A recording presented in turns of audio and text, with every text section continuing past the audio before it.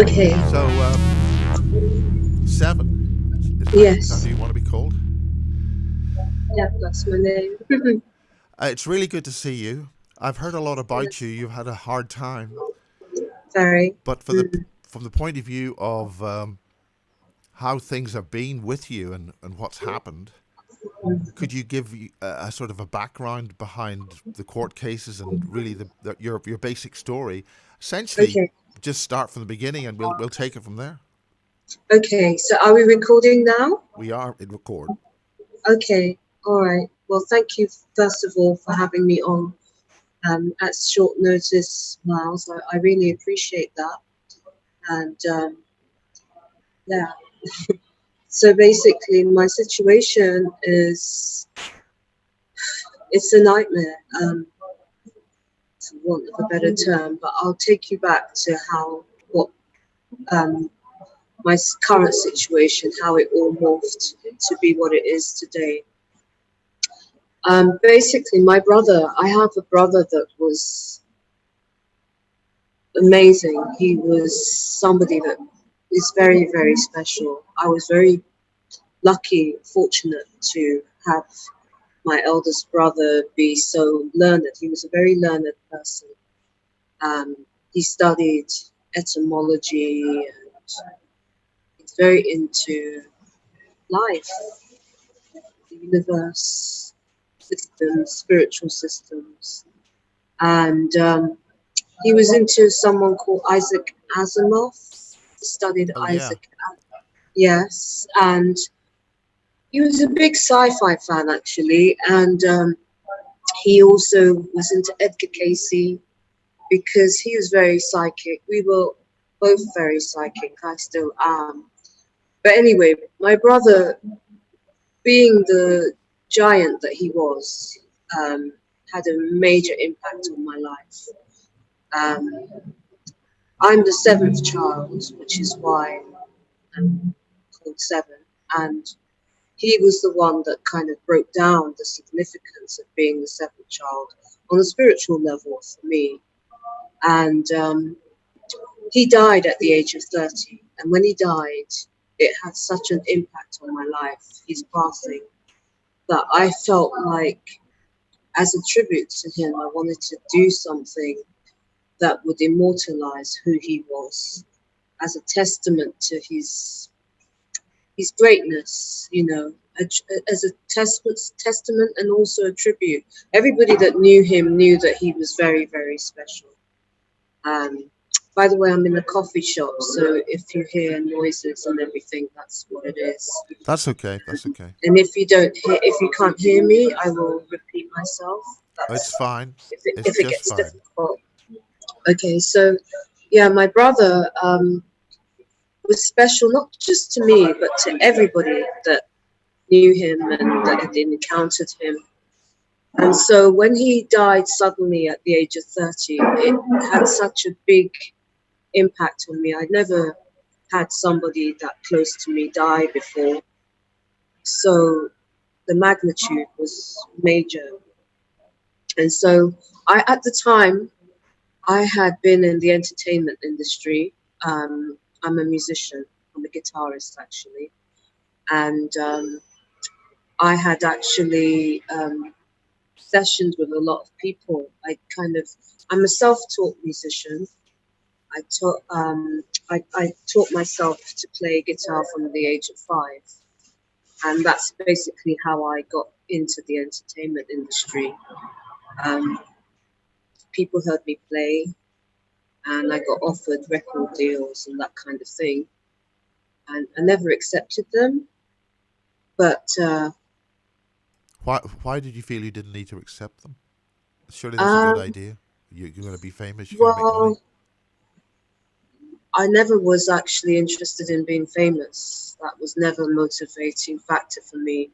I came from a background where musicians had to have a certain amount of skill. It wasn't just because they looked a certain way or they knew somebody, it was because they could Well, really I think play. that's a pretty good background. Having a good skill to play your music and your instrument too. Yeah.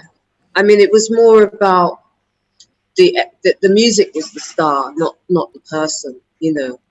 And so I mean I came from a background of people like Chick Corea. I listened to Chick Corea, Weather Report, Herbie Hancock, Miles Davis, John Coltrane, you know, some Bowie, and, you know, I'm born in the 70s. I'm born in the 60s, 65, but I grew up in the 70s. So music was very different for people like me. But It also, the wasn't, 70s was one you of the know, worst decades for plastic sort of manufactured stuff, all the glittery stuff that Radio 1 was playing, right, okay. you I know. mean, from the point of view of the artist and the sort of creative side of the industry, we really appreciated albums and album covers. You know, Yes. there was a big thing about that at that time. I'm a You former know, disc vinyl. jockey. I'm a former disc jockey, and I have All right. about 800 So, albums, so I really I resonate with what you're saying. all right. Okay. So, like the album, the whole thing about the album, pulling out the sleeve and seeing the lyric sheets, and, you know, those were a little piece of magic for me when I grew up. And so I, behind the scenes, studied music basically on my own. I found a guitar that was left in my hallway, and I taught myself to play via the radio, actually. I used to listen to the radio and I just pick all the songs apart. And that's how I started playing. And by the time I got to my teens, I'd started this at the age of 5. And then by the time I got to my teens, I started being noticed, recognized, or people just started asking me if I wanted a record deal. And I didn't, because I was concerned about the industry. I was a mother, young mother at that time. I'm now a grandmother as well. I don't But at believe that that. time, my I'm being sycophantic here, but I do not believe you're a grandmother. You look I fantastic. am. Oh, Thank you. I have 4 grandchildren. But yeah, I have 2 sons and 4 that's grandchildren. And wonderful. It's a wonderful, thank you. wonderful achievement. So basically, at that time, my children were still quite young, and so I was a bit concerned about the industry in terms of drugs and stuff like that. And so I didn't really want to expose them to that side of life. And I felt like if I had taken the record deals that I was offered at that time, that there would be a possibility that, you know, they would get exposed to that type of thing. So my thing was always to create my own empire, as it was, you know, work hard behind the scenes and start from and build for yourself, you know. So anyway, cutting a long story short, when my brother died in 1992, it was the beginning of a long journey for me. And because I was already in the industry, I had already done things like Top of the Pops, and I, you know, appeared on different shows and videos and stuff. What sort of bands? Were you a guitarist on those, or did you play other instruments? Usually, I always got people always ask me to play guitar, because that's basically, even though at that time I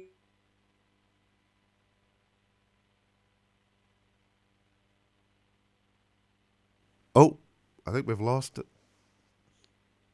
usually Sorry, we had a I, very long pause there of about 5 seconds. If you want to go back onto the can guitar you, just to top the pops.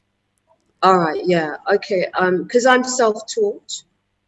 I actually, you know, I wrote my own songs and I used to perform live.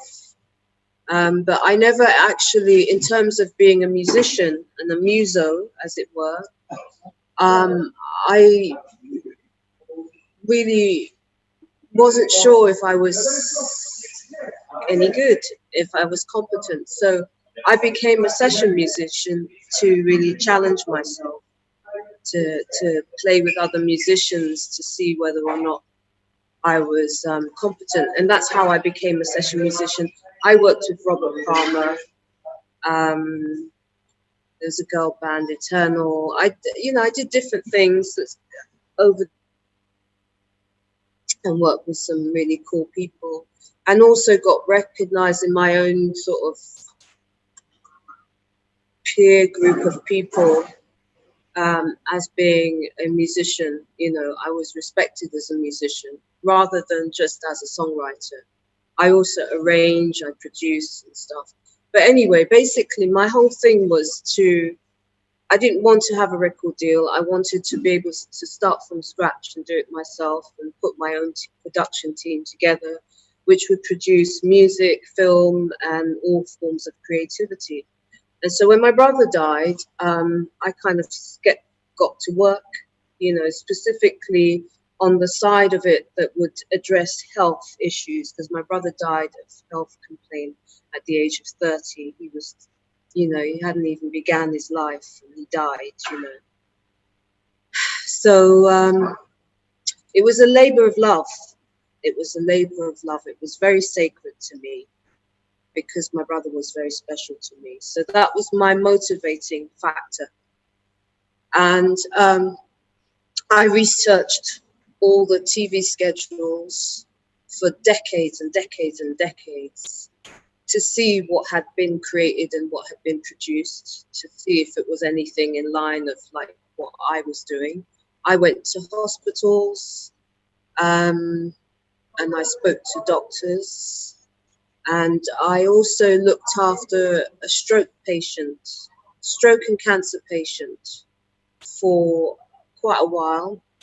And to determine, really, my interest was to determine demographically what would resonate with the ordinary person who was stuck at home every day.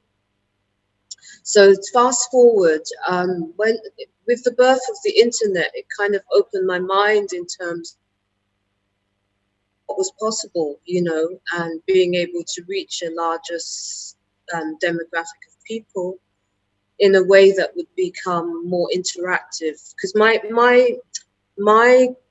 mind was that, using the things that I do to stay healthy, young, youthful, vibrant, I felt like I would, if I put the things that I do, it would help other people. That was kind of the motivating factor. Does that make sense? Can you still hear me, Yes, no worries. Okay, because people say I look very young for my age. You look amazingly young. You look amazing. I'm 54. You don't look a day. I don't want to be. Well, I don't. You look fantastic. You really do. Yeah.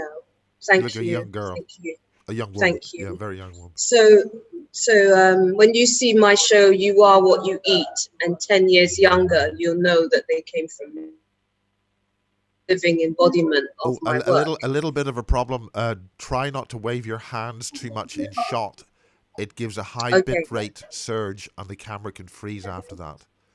By all means, move around, but fingers are fine detail, and if you shove them a lot, it's just I don't want to restrain you too much, but wave your hands and we lose everything for about 3 seconds. All right. Okay. Okay. Yeah. Okay. So So as I was saying that if you look at my shows and you look at me, you can see that they are my work, because 10 years younger. Where would we see those? They're all very mainstream now. Dancing with Stars, that's a very huge show. Strictly Come Dancing, that's the same franchise as Dancing with Stars. In different countries, they have different names for it. But the UK, because Come Dancing to try to disguise the fact that they'd stolen it. Okay, now the internet is frozen. Can you still hear me? Yep, you're okay. You're fine. It is a bit bitty. If you're on the Wi-Fi, it'll be a bit like that. Okay, but I was just saying, just to repeat, because this is a really important point. They changed the format name to Strictly Come Dancing in the UK to disguise the fact that it was stolen, which is a very common thing that they do. So basically they will say, oh, we had Come Dancing years ago, to say that it was theirs. But actually it's what my work is completely different from what Come Dancing years ago. That was like ballroom dancing. But my concept was basically to train celebrities and to show people how easy it is to teach people how to dance, and to use dance as a kind of form of fitness, even, you know what I mean? So the whole concept was to teach celebrities so that it would inspire people at home to be able to dance as well. Because I was dancing at that time. And as I said, I was a musician and performer as well. So essentially what I did is I sort of encapsulated the things that I do and put it into a tangible format so that it would help the people at home to be inspired to become fit and healthy, you know, and that's the whole basis of it. So other shows you may know about are 10 Years Younger. That's a big format. Diet Doctors What was Live. what channels were they on in the UK, or were they outside the UK? Yeah, well, what happened was after I developed the concept and it was stolen, they chopped up the shows and sold them in 126 countries around the world. And it was the biggest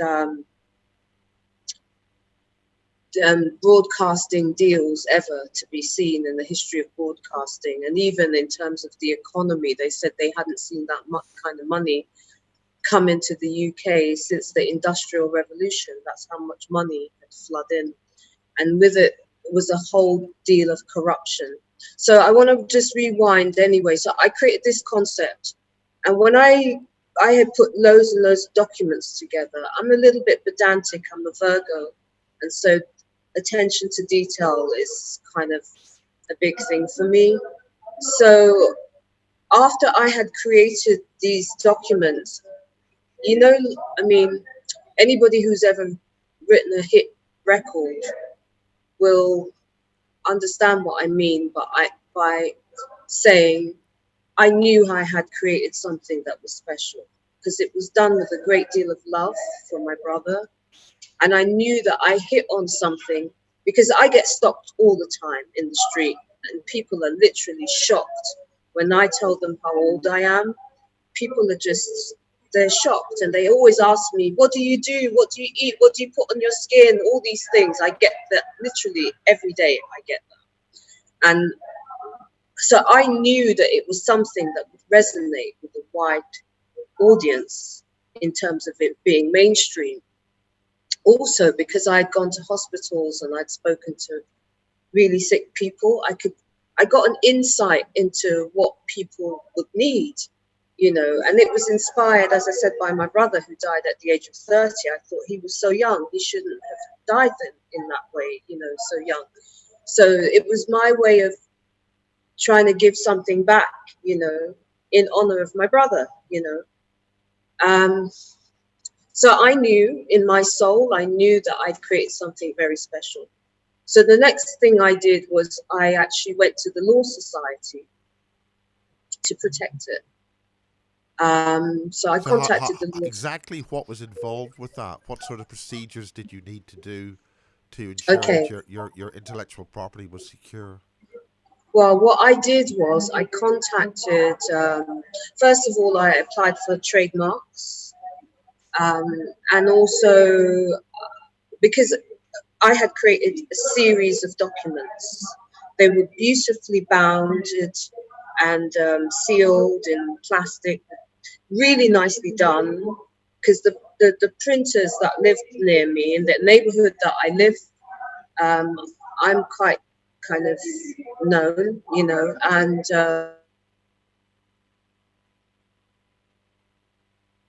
this thing for a long time. So I had a lot of respect. Can you still hear me? Because it's got a sign Yes, on the no screen. worries. No worries. Okay. Yeah. Yeah, so basically I had a lot of people that were rooting for me in the post office because I was copywriting my packages and stuff. And so I contacted the Law Society and I said I needed a lawyer. because I knew that I was onto something. So I wanted to protect the rights, my rights to be able to license my work, etc. So based on demographics, based on, sorry, jurisdiction, they asked me to go to look to, they gave me the name of Russell's. They said, you need to go, based on my address, they gave me the name of Russell's Media Law Firm, which are in Regent Street. So I made an appointment and I went to see somebody called Christopher Gossage, who at the time was he was a clerk working for Russell's. Now, we're talking in 2003. It was June of 2003. And so at that time, we're talking 16 years ago, I looked really young. I mean, I look young now, but I looked ridiculously young. I was 38 years old, but you probably thought I was about 15 because I looked that young. It's mad. I got mad genes in my family. So the first thing I did was I got him to sign 2 non-disclosure agreements and confidentiality agreements, so that basically the conversations that I had were going to be kept secret between himself and myself. Signed these 2, and then I disclosed to him what I had developed. And when he saw them, how beautifully bound all my documents were, and he saw the concept, he was pacing the room with excitement. He said, "Did you do this?" I said, "Yeah." He said, "Oh my God." And I said, "Do you know anybody that would be interested in licensing what I've done?" He goes, "Absolutely. We could go to Endemol. We could go to this company." He was just reeling off all these companies back to back, basically. And when I saw how excited he was behaving, I just thought to myself, whoa, I need to find a way to be able to protect or to record what is transpiring, because, you know, I knew that people didn't always play by the rules in the entertainment industry. As I told you, I was already a session musician, so already knew that there was corruption and stuff like that. People's stuff got stolen, people got ripped off. And so this is why I took that particular path. So anyway, he was, as I said, he was like, you know, saying we can go to Channel 4, we could go to ITV, we could go to this one, that one, Endemol, all these different companies. So my thinking was, all right, after this meeting, I'm going to communicate with him via email. I'm not going to communicate with him verbally anymore, because I felt like I needed to record a record of everything that was being said. Yeah, I know how you feel, because I'm doing the sort of same thing myself right now. All right, okay. I've got some ideas, yeah.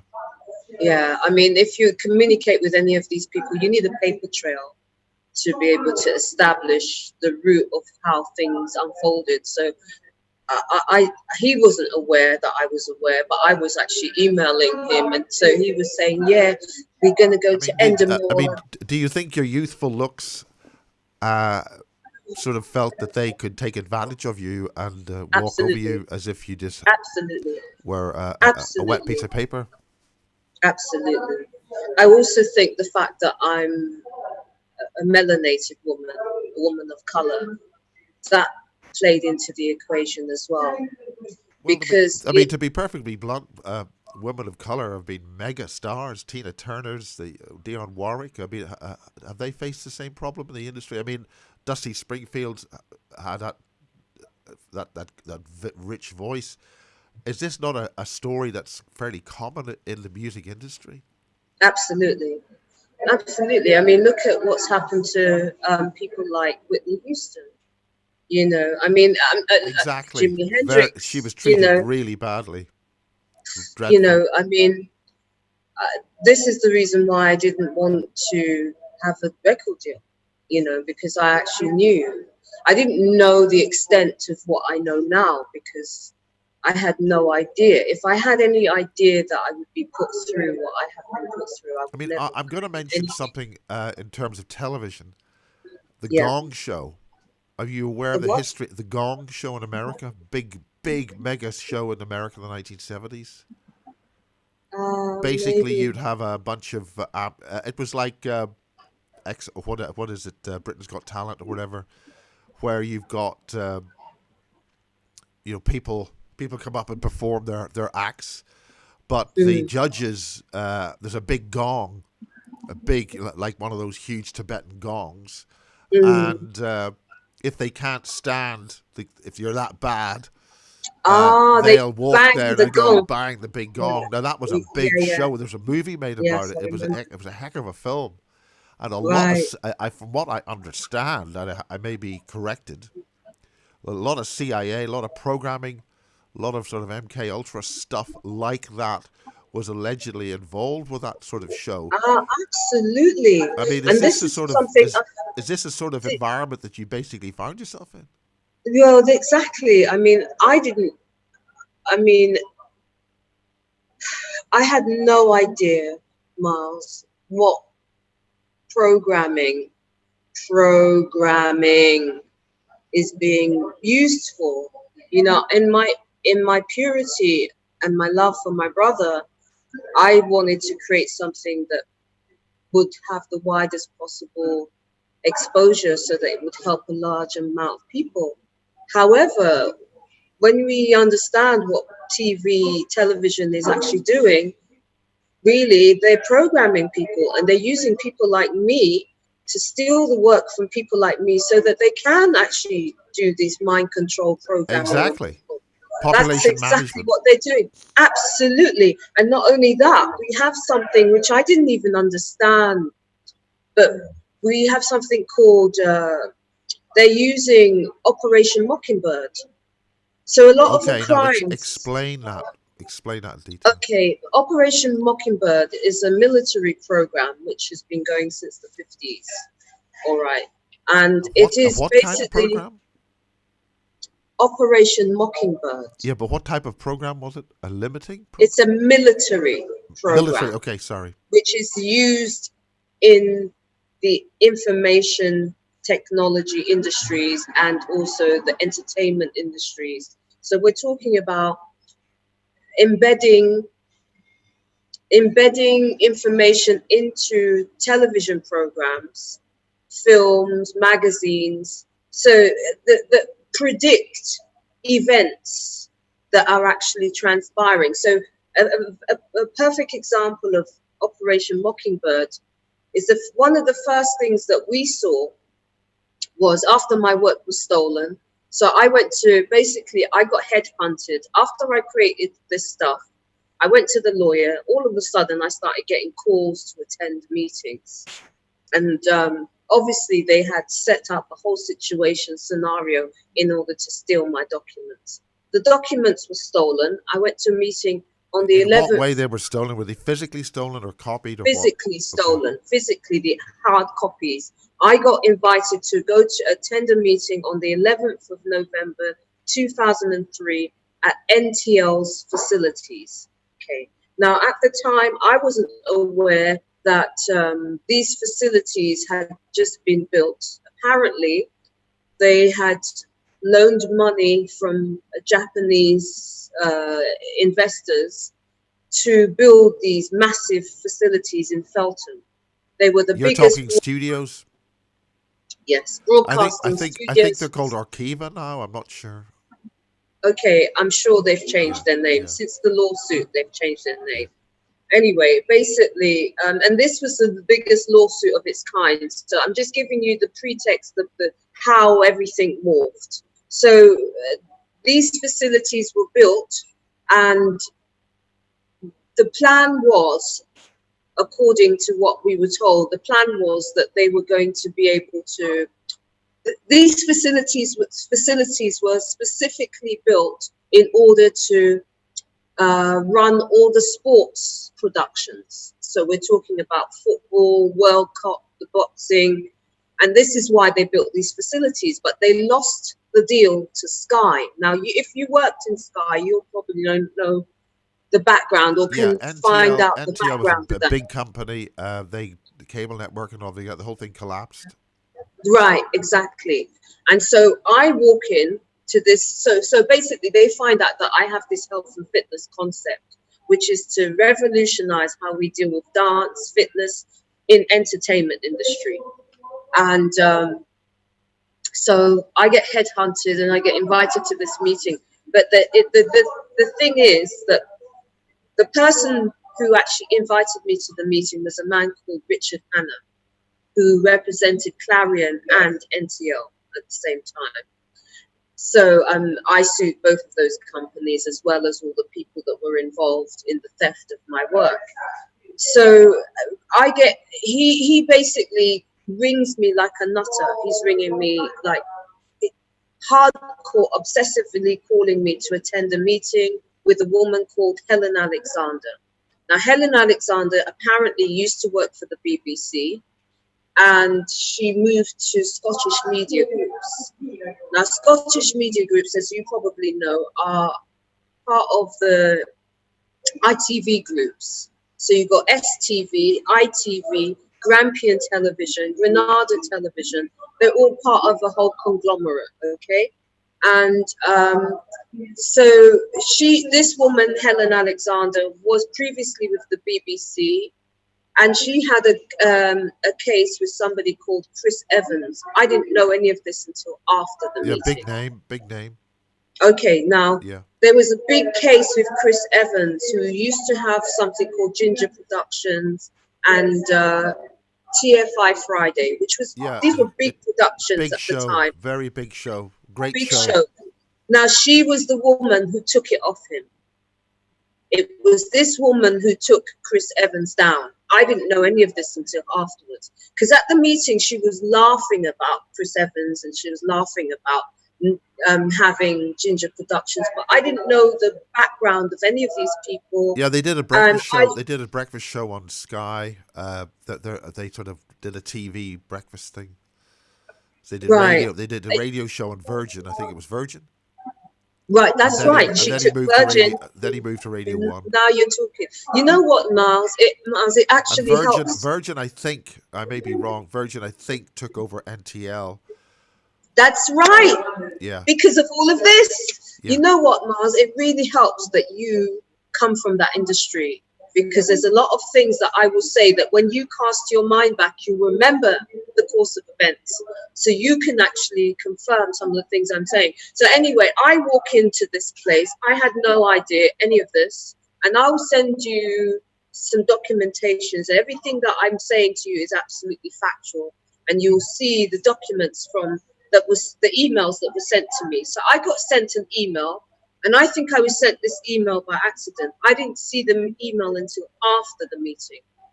So I go to the lawyers in Brussels, and Christopher Gossage actually gives me a copyright statement, and he gives me contracts. I asked him to attend the meeting.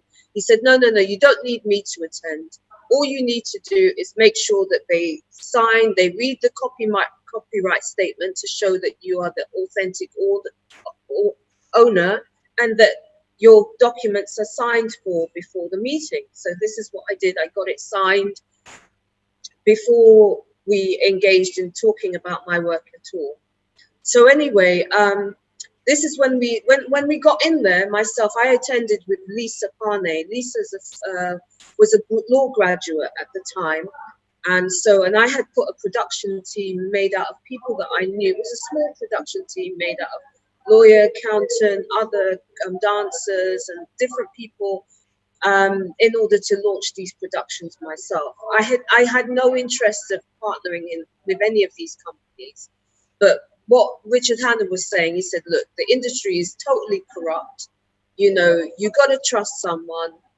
The best thing you can do is trust us. You've got lawyers. What could possibly go wrong? And I thought, well, yeah, I do have lawyers. So what could possibly go wrong? Oh, my God. Well, if only I knew. In a nutshell, I'm not sure how long we've got left on this 40 minutes, but in a nutshell,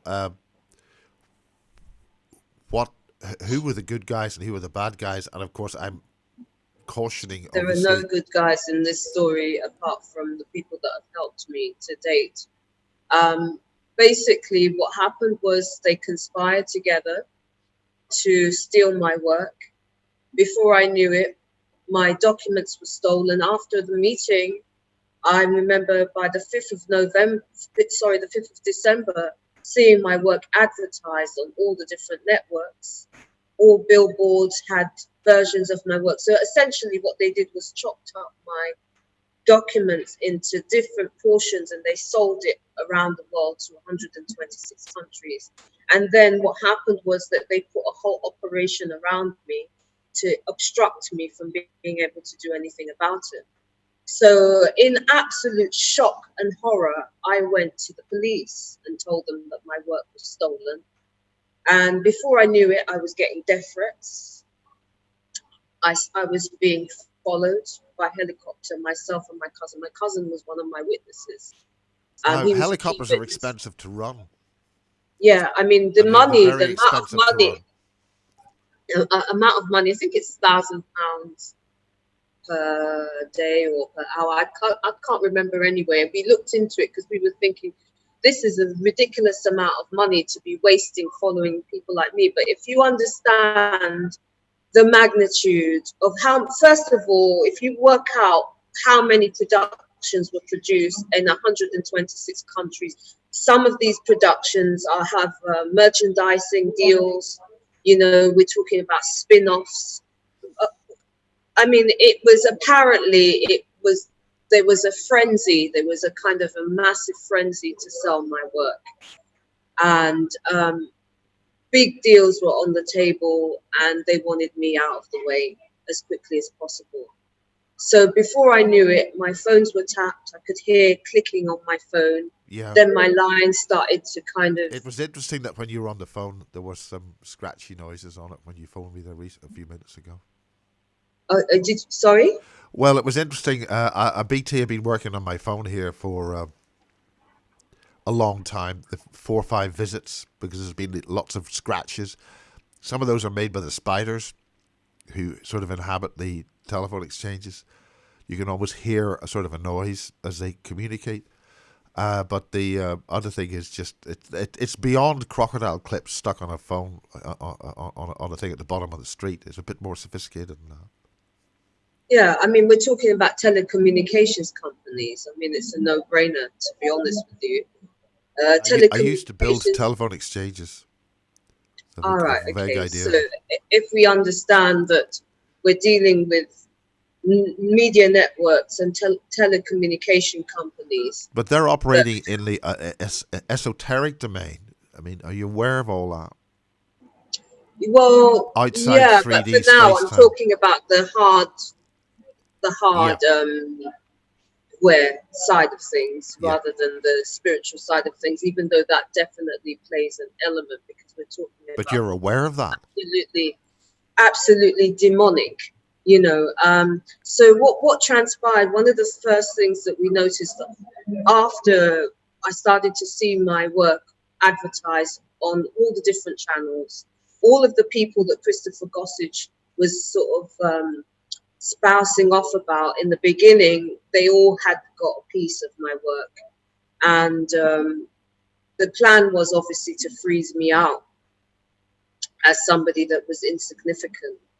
And horrified, you know, I fought back every step of the way. They signed contracts. So when I went to different lawyers, they said, listen, you know, you have no idea what you're up against. These people will go out of their way to destroy you. You know, these people are giants and they've got, you know, you have big deals on the table for your work and it's been sold in 126 countries. You know, do you understand what you're up against? And I said, but it's my work. They said, yeah, you've got evidence, but, you know, you're dealing with big people here. And I just thought, how dare they? How dare they? So because of my conviction that I have a right to what I create, I created something that was sacred to me. They don't have a right to just take what I've created I mean, and build they their don't need empire with to. it. They don't need to. Why can't he just pay you a fair buck for a fair day's pay and shake hands? I mean, why are these people Absolutely. just like this? Why do they have to steal it like that? Absolutely. And I think what it is, as I said to you yesterday on the phone, there is a culture of entitlement. It's a culture of, you're nothing. We own everything. We own the airwaves. We decide who lives or who dies. Basically, we've decided that you get nothing, and so that's it. And so when somebody like me comes up and says, no, no, no, no, no, no, no, no, I don't know who you think you are, and I don't care who you think you are. You have my work, you have my labor. This is something that I worked on that was sacred to me. Fine, you have a percentage. I don't have a problem with that. But to say that I get absolutely nothing from all my work and all my labor, my hands, I mean, I wrote so much that my hands, I had arthritis in my hands. I used to sit on the computer all night doing this thing. And to think that these people could just come along and just take it and make themselves wealthy, burp and fart, and actually think that they've got the right to just kick back and then bully people, the people that are the owners, to just go away. How dare you? How dare you? This is my feeling. So anyway, I soon got to realizing that they'd closed ranks on me. The industry had closed ranks. Lawyers had closed ranks on me. People were being instructed not to take my case. And so basically, it was a situation where I either fought them on my own, or I, sucked it up. And I don't suck it up. Why should I suck it up? Why should anybody be put into that situation? I'm not a slave. But this is what it is. We're talking about a covert slave trade. It's a slave trade. Can you still hear me? Yes. Mark? What sort of slave trade? What do you mean? A covert Well, slave trade? It's a covert slave trade that is operating within the creative industries.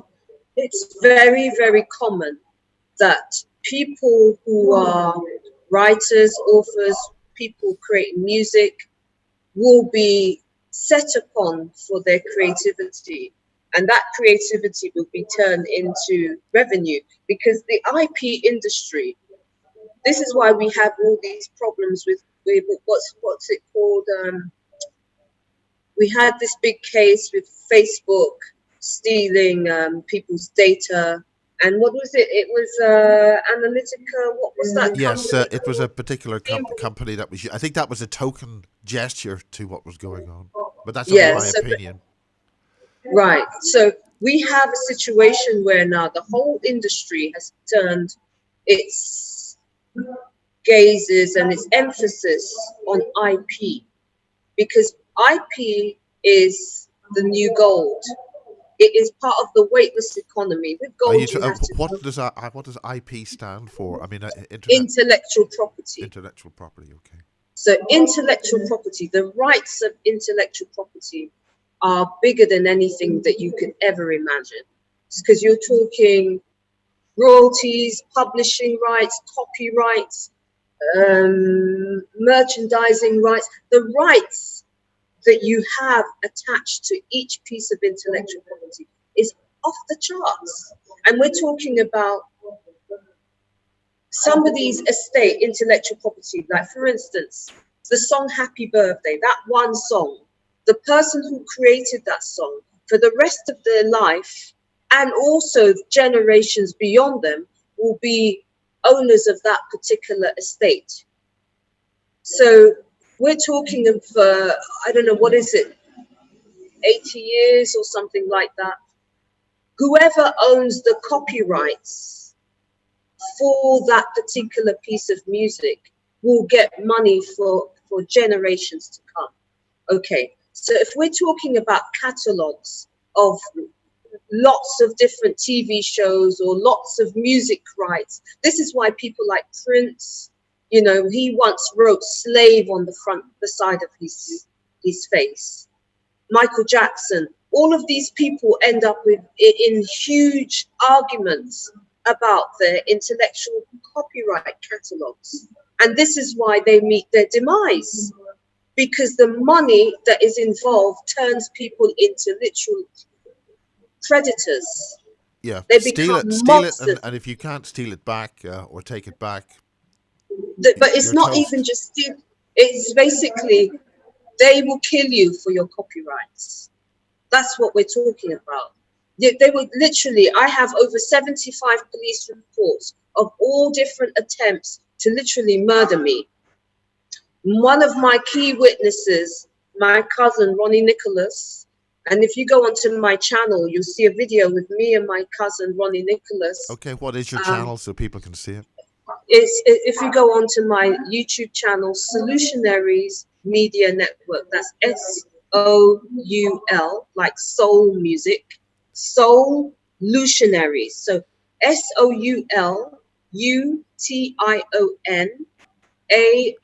SOULUTIONARIES, Solutionaries Media Network. If you go to that on YouTube, That's a you great look at name. my last. Thank you. It was born out of all this situation because, you know, we could sit there talking about the problem, the Bearing in problems mind forever. that these people or creatures harvest souls, but that's another Right. story. Well, that's another way of looking at it. But from me, I see this as a divine opportunity to create great change in an industry that is creating a great deal of suffering. We know about Harvey Weinstein's, but there are 1,000 Harvey Weinsteins. He's just one of many, It's just the many modus predators. operandi of the industry.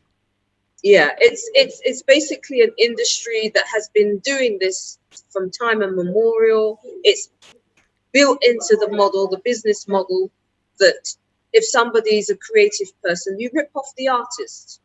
It goes throughout the industry now. If you type in music industry, you have people that are warning people not to go into that industry anymore, to stay independent. You don't need these industries anymore. Unfortunately, they don't play fair. Not only do they not Is that why play the fair. industry's in decline? I mean, the newspaper industry is notorious for averaging an average of an average, and the numbers of newspapers sold is just going down and down and down. It's just, and likewise, Hollywood keeps recycling old ideas and updating them and Well, it whatever. steals ideas. Matrix is stolen from Sophia Stewart. You know that you had Sophia Stewart Yeah, on your show. yeah. That's the one of the biggest franchises that we've seen. It's literally changed the paradigms and opened people's consciousness in a way no other movie has. Huge movie, Yeah, stolen. and I Black see Panther, it's stolen. absolutely, yeah. I mean, one case after another, you'll see all these big shows are all stolen. And if you look into what actually happens to the person it's stolen from, we are literally put into hell on earth. We're talking about house break-ins. You're talking about death threats. You're talking about being stalked. You're talking about, you know, my cousin has been poisoned. His body's laying in the mortuary, you know, and this is part of the reason why I'm doing these interviews, because we have a state of emergency. We have people that are literally murdering people for copyrights. Okay, why should I be put in a situation like this because I created something out of love for somebody that I love? Do you think it is fair that I spend the next 16 years of my life having to literally sleep on people's sofas, sleep on people's floors, because I cannot stay in my own house because people are trying to murder me for my copyrights? Is that right? I have none of the benefits of all of the work that I've done, all the money that I've created for this economy and all the world economies. I've not benefited from one iota of it. I've not received one penny, despite winning my court case. And I'm going to link my courtroom audios in the description box so that people can see. I have reports. on what has happened to me over the last 16 years. There's the Farrell report, which documents what happened to me during 7/7 bombings, when I had to literally stay in hiding for 3 months of my life. And I had to Why? be, What's the story there? What's with the 7/7? Why does well, that connect? basically, during the time of 7/7 bombings was when, in July, was when my court case was scheduled to be heard. So basically, I issued proceedings on the 5th of August of 2004 in the Chancery Division of the High Courts. But it took until 2005 for my case to come round to be heard. And basically, there was a witch hunt to silence me, because big deals were on the table and people wanted me dead. So I ended up having to go into hiding. And at the time that I was in hiding, the bombings went off. And then I was smuggled to Notting Hill Gate police station by my cousin, who's now been poisoned, basically. What sort of And poison was used? I can't tell you that, but Okay. I found him in March of this year. We actually made a video just before. So the video, if you look 2 videos back on my channel, Solutionaries Media Network on YouTube, you'll see a video of me and my cousin. And we appealed to the public for help, because we were literally being terrorized. And the last video that's on my channel is an appeal that I put out after my cousin has been poisoned. And there is some footage of me and my cousin on a staircase, where you will see exactly what's gone on, and the horrors that we're actually been facing for a long time. Also, our family, 2 of our family members died in Grenfell Tower. And they And that's used his another story. image. Yeah, I mean, it's been 16 years of horror. We have a report of what happened in 2005, just before the court case proceedings. And as I said, I sued 10 individuals and corporations, and I won probably the largest ever lawsuit of its kind. And the judge said it was the best case he'd ever seen brought on by a litigant in person.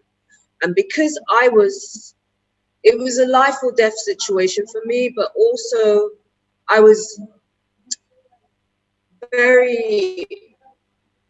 put all my anger and all my passion into putting this thing together, because the level of horror that I saw coming at me, I couldn't believe. I couldn't Actually, believe these I've people got an were being idea there. monsters. Ofcom are meant to be the broadcasting people keeping things legal.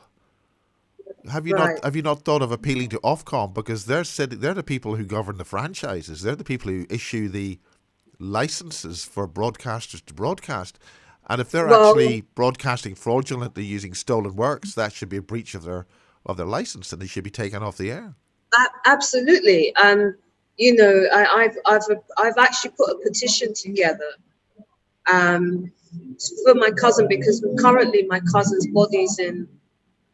They're refusing to give me the death certificate. They're refusing to write down what actually happened to him.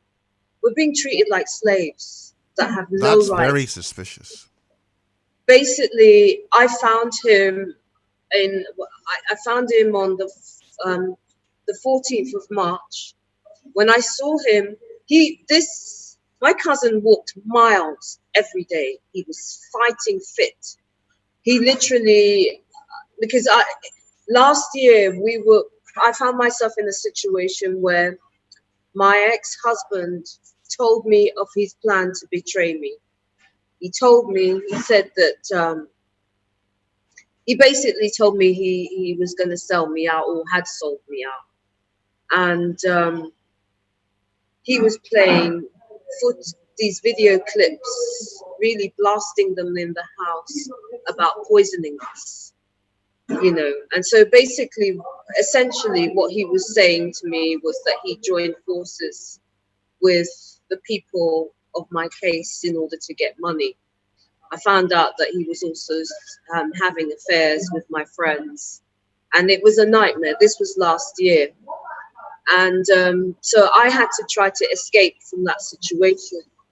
So the previous video that I made with my cousin was while all that madness was kicking off in my life.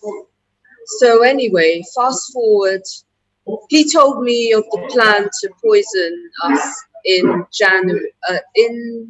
December, I believe. It was December, and I escaped in January. I put out an appeal, and some people helped me to get out of where I was. And basically, fast forward,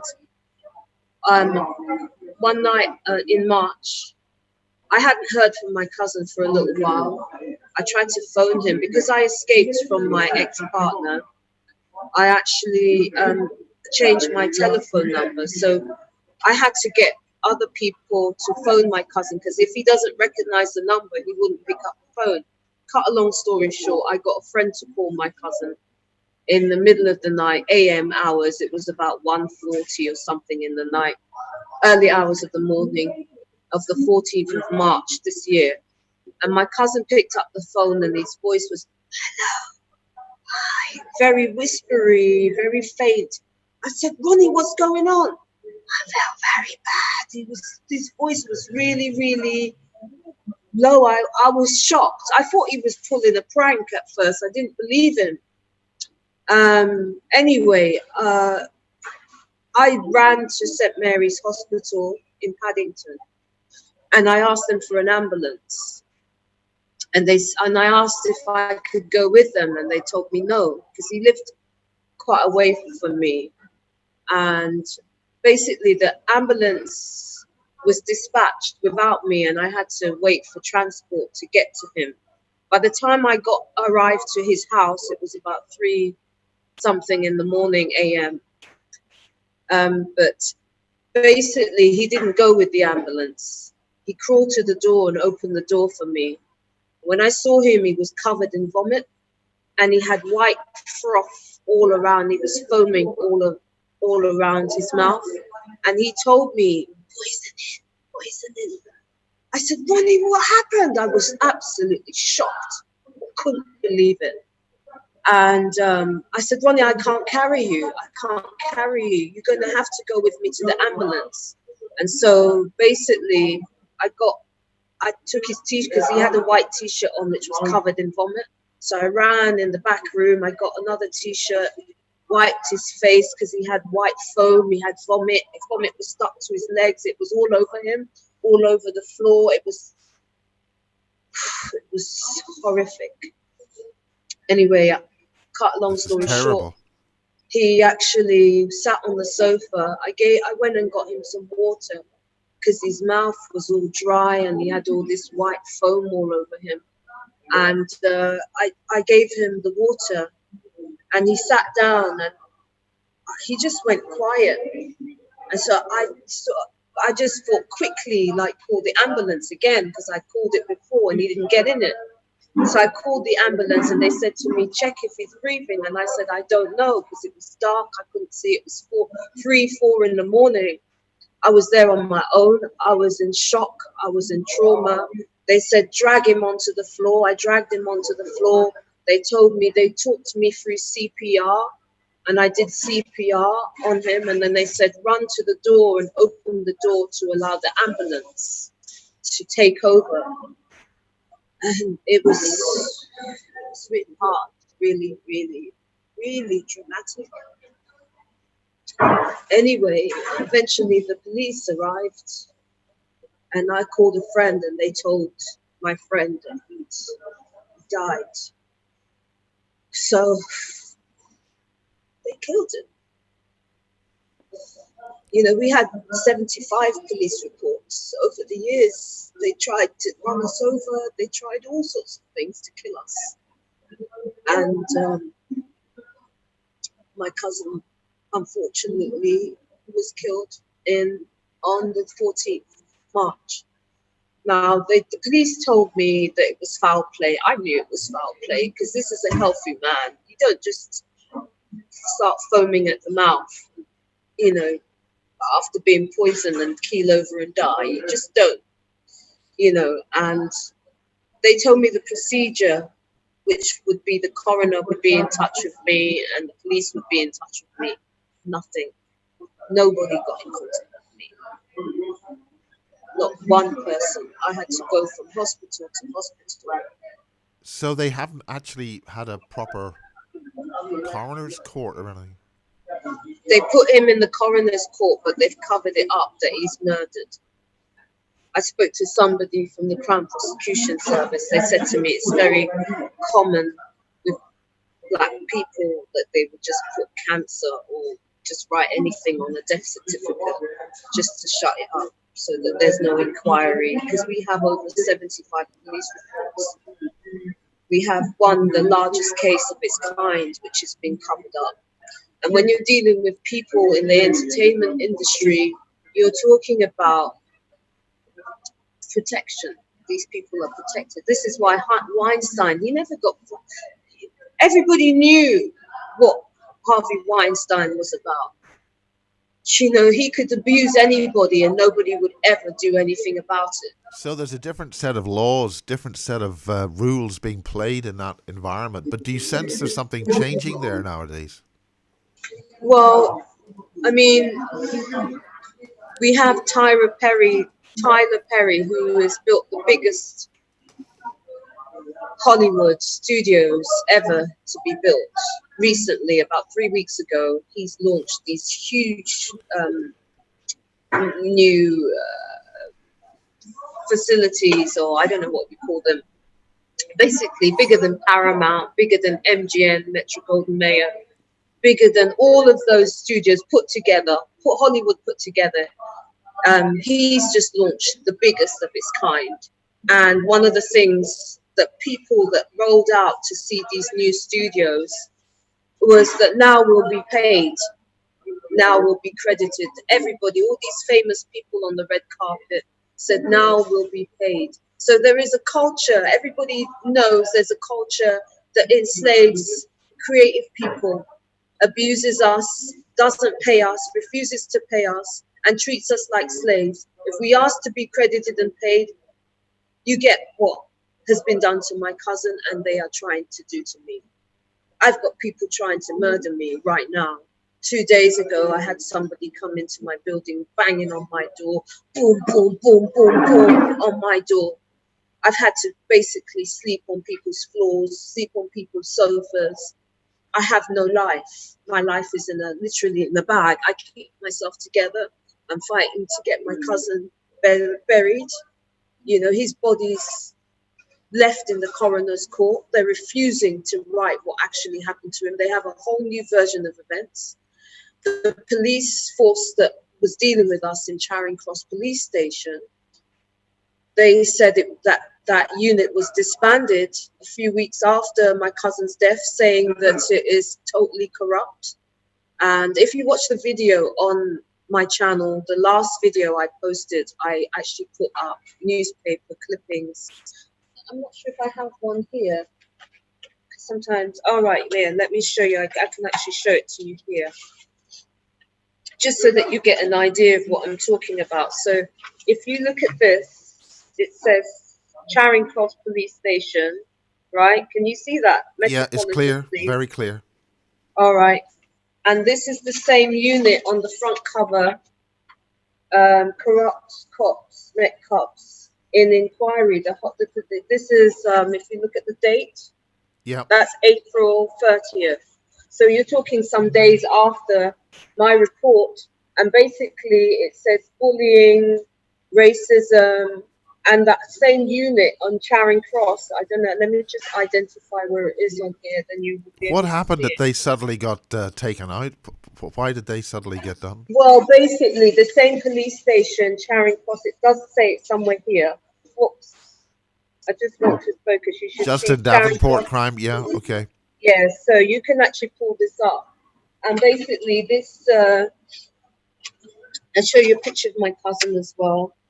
Just this is a picture of my cousin Roni, my beloved. He was my soulmate. My cousin, he protected me This is us the day we won the court case outside the courts, Royal Courts of Justice, Yeah. him and I. Okay.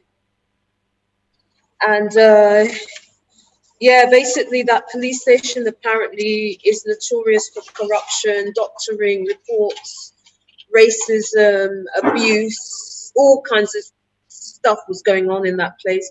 And basically nobody has come to me about my cousin.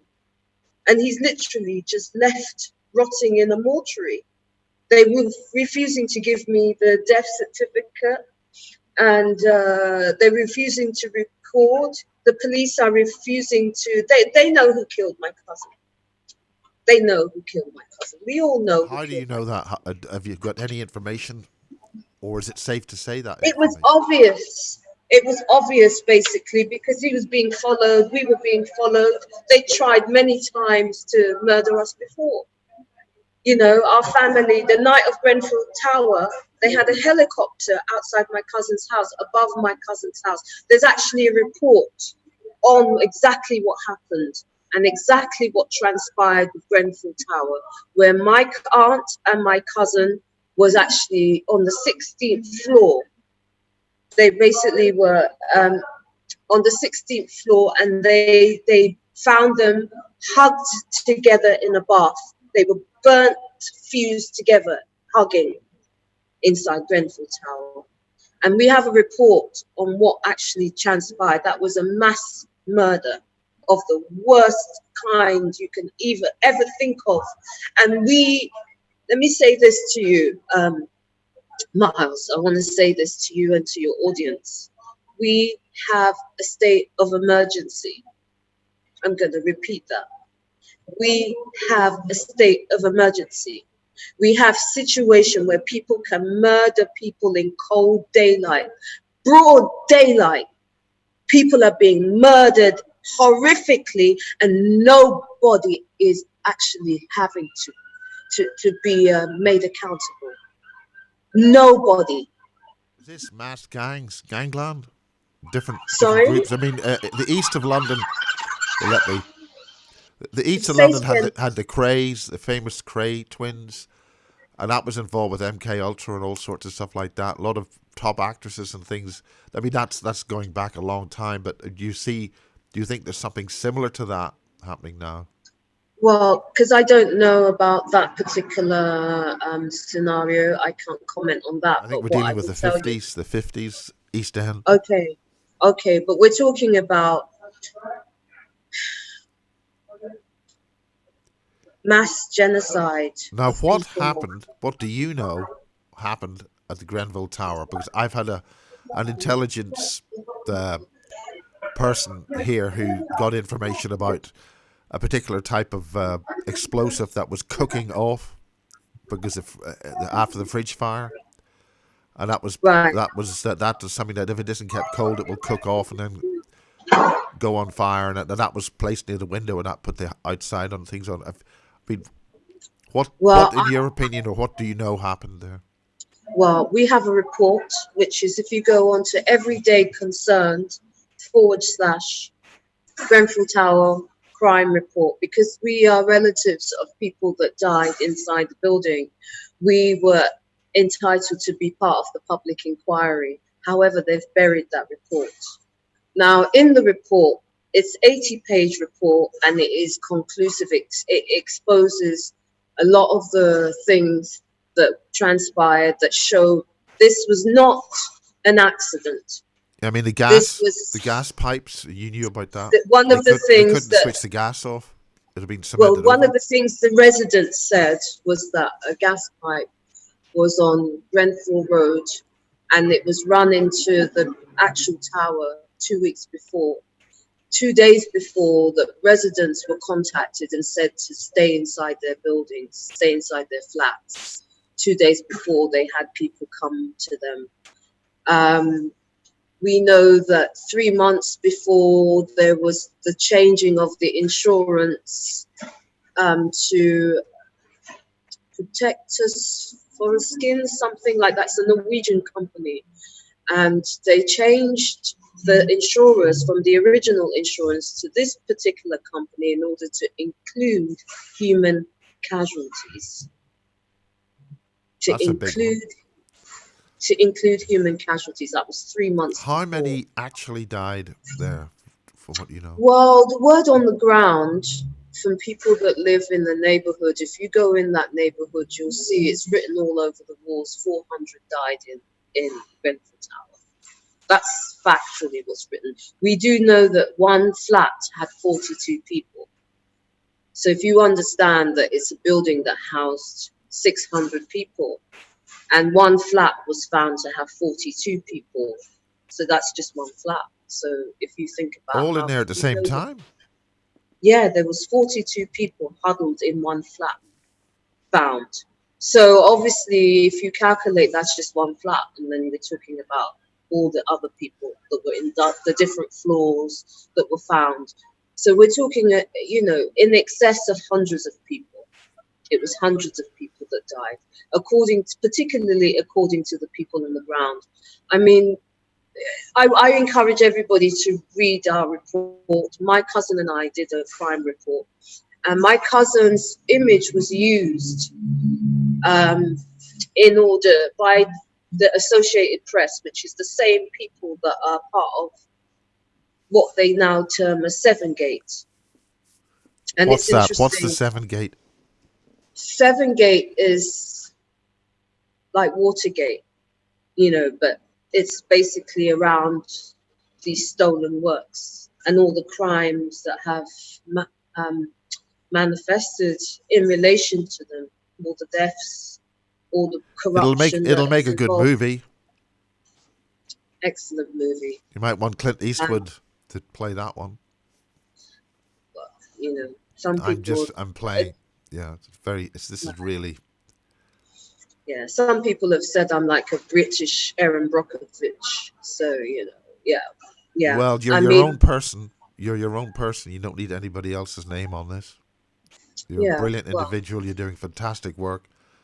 thank you. I appreciate that, Miles. I really do appreciate that. Right now, I have a petition to get my cousin buried, and also to flag this up, because we're talking a state of emergency. People are being murdered by a crime ring, and they have become untouchable as far as the law is concerned.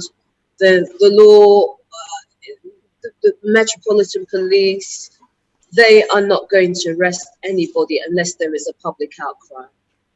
And, I'm calling for people to boycott those shows, to contact the BBC, tell them you know about Seven Gate, and you're horrified.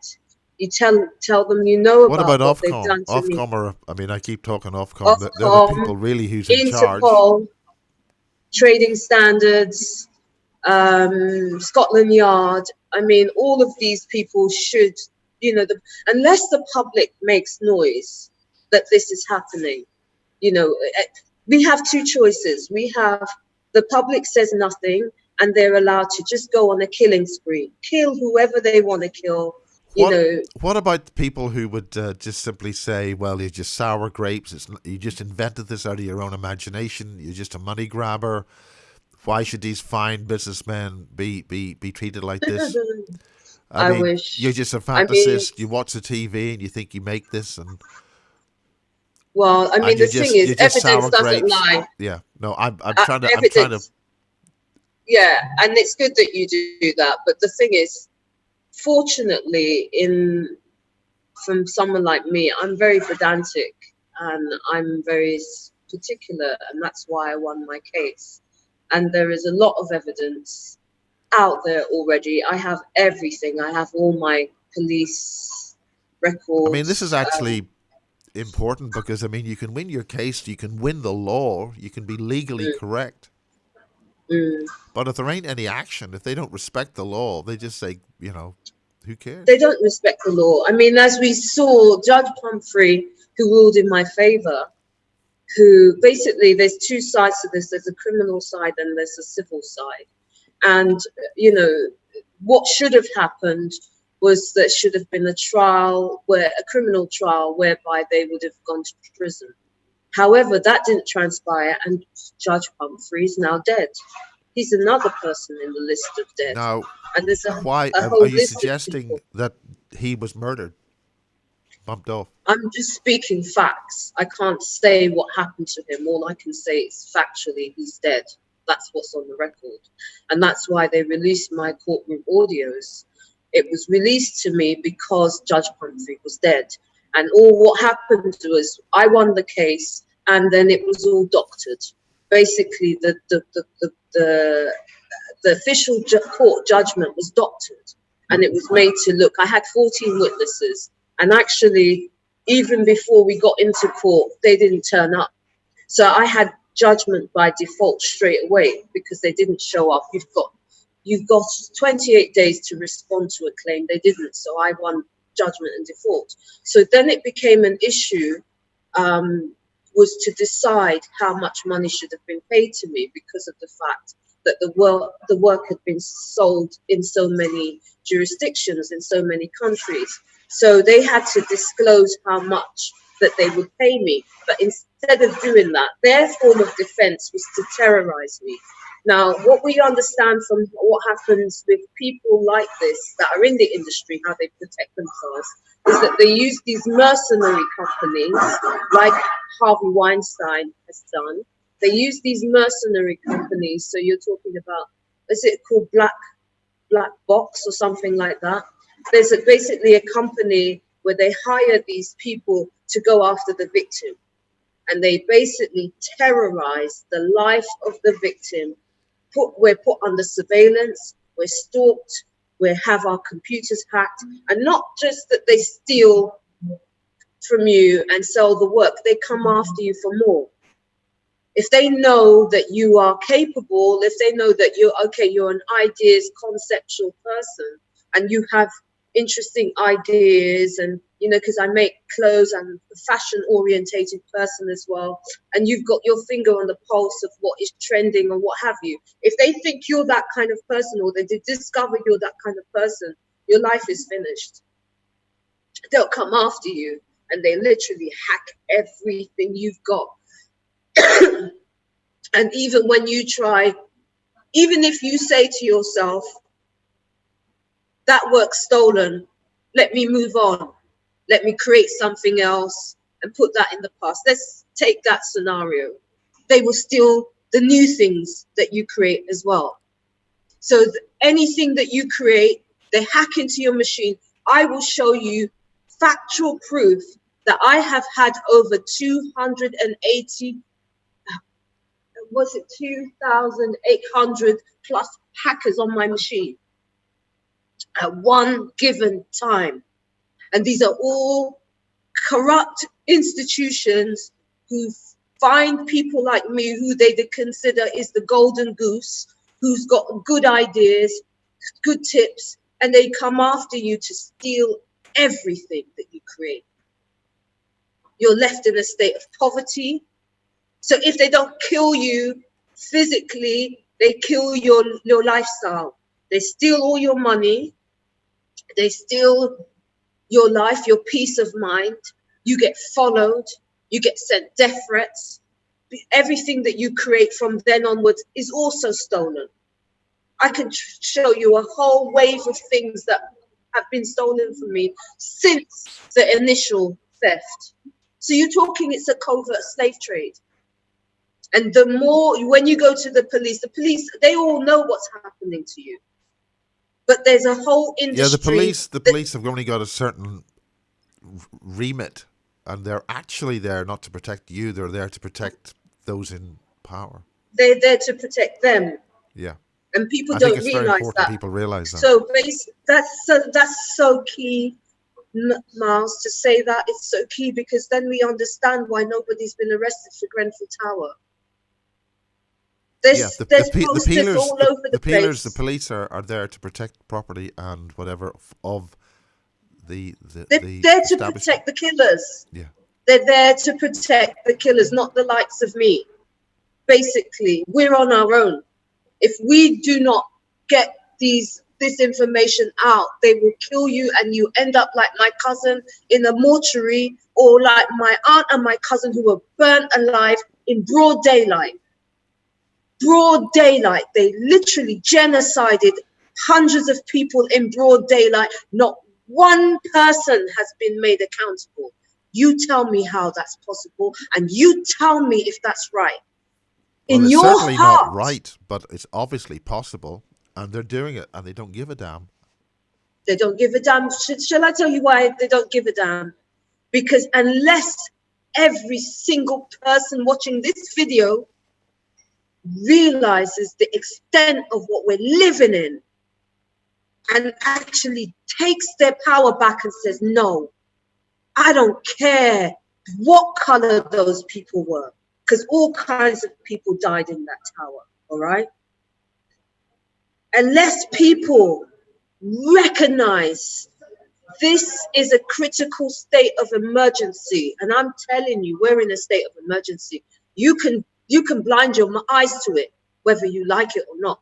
But when you're talking about people can literally plan, when you read the report, you read the Grenfell Tower report, you read the Farrell report, which goes into 7/7. You read all of these reports and you look at the facts and you think about that my cousin is lying in a mortuary after sounding the alarm and trying to protect, not just protect us, we're trying to protect other people out there.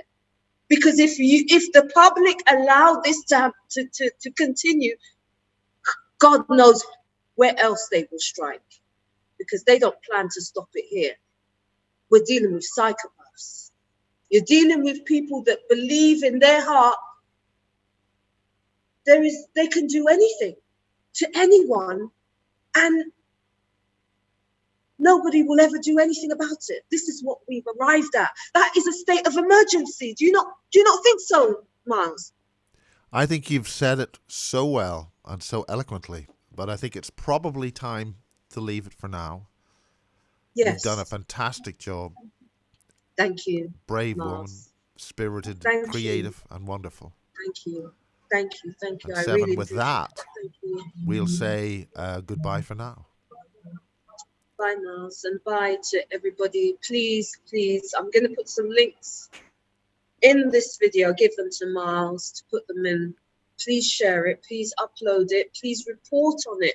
Yep. We need you to look at this information and make reports about it. Otherwise, God knows what else they'll do Download next. and share, I think the word is. Share and expose. Much love to everybody. Thank you. Blessings. Okay, we'll come out and record. I'm just glad we got through 1 hour 22 minutes for a 40-minute call. Wow.